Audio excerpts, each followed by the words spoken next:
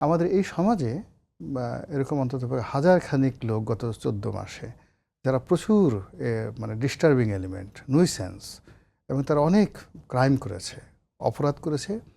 তারপর শেষে এরকম হাজার খানিক লোক টেকনাফ থেকে তেঁতুলিয়া পর্যন্ত, তো তাদের দেখলেই আমাদের চোখ কান মুখ ব্যথা হয়ে যায়। তো এরকম কোনো লোককে টার্গেট না করে হাদিকে কেন টার্গেট করা হলো? এর কারণ হলো তার বিরুদ্ধে তো দুর্নীতির কোনো অভিযোগ আসেনি। সে 2 নম্বর হলো সে দরিদ্র একটা পরিবার থেকে আসছে। তার পরিবারের গ্রামের বাড়ি ঘর দেখে, পরিবারের লোকজন দেখে মানে আপনার কাছে মনেই হবে না যে কেন আপনি তাকে মারবেন। তো আমার মূল ব্যাপার হলো যে যখন এত দুর্বৃত্ত আমাদের এই সমাজে, এত দুর্বৃত্তায়ন, সেই দুর্বৃত্তায়নের মধ্যে খুঁজে খুঁজে একজন হাদিকে খুন করা হলো যার বিরুদ্ধে দুর্নীতির অভিযোগ নেই। আমাদের এই সমাজের এখন তো আমরা অনেক কিছু মেনে নিচ্ছি, কিন্তু তার সঙ্গে সঙ্গে প্রত্যেকটা মানুষ আমাদের টার্গেট হলো যে ইস একটা ভালো লোক পেতাম যার কিনা দুর্নীতি নেই। তো যেই লোকটার ভিতরে কোনো দুর্নীতির নামগন্ধ এখন পর্যন্ত আমরা তার মৃত্যুর পরে খুঁজে পাচ্ছি না।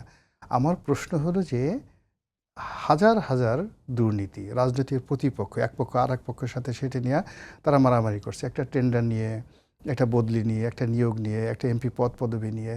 আমাদের এই 1000 লোক মানে একেবারে সারা বাংলাদেশে পরস্পরের বিরুদ্ধে যুদ্ধ লড়াই করছে, তারা কেউ আহত হলেন না, তারা কেউ গুলিবিদ্ধ হলেন না। আর গুলিবিদ্ধ হলেন এমন এক যুবক যিনি কিনা কোনো অবস্থাতেই মানে তাকে যে আপনি রিমান্ডে নিয়ে 2 দিন জেল খাটাবেন ওইরকম কোনো অপরাধ তার মধ্যে নাই। তো আপনি কেন তাকে খুন করলেন? এটা আমার কাছে মনে হচ্ছে ইটস এ ম্যাটিকুলাস ডিজাইন। যারা এই কাজটি করেছে তারা খুব জেনে শুনে বুদ্ধি করে এই কাজটি করেছে যে এইরকম একজন মানুষকে যদি এভাবে খুন করা হয় তাহলে যে মানুষের হৃদয়ের মধ্যে স্পন্দন শুরু হবে। যেমন আমরা দেখেন, আমরা কিন্তু যদি একটা দুর্নীতিবাজ এরকমভাবে নিহত হতেন আমরা কিন্তু এত রেসপন্ড করতাম না। যখন হাদিকে নিয়ে আমরা রেসপন্ড করছি, সে কোরআনের কথা শুনছি, সে বিদ্রোহী কবিতা বলছে, সে তার নিজের মৃত্যুর কথা বলছে, তার নিজের ছেলেকে রক্ষা করার কথা বলছে, সে বলছে আমি বাঁচতে পারবো না, আমরা সফল হব না।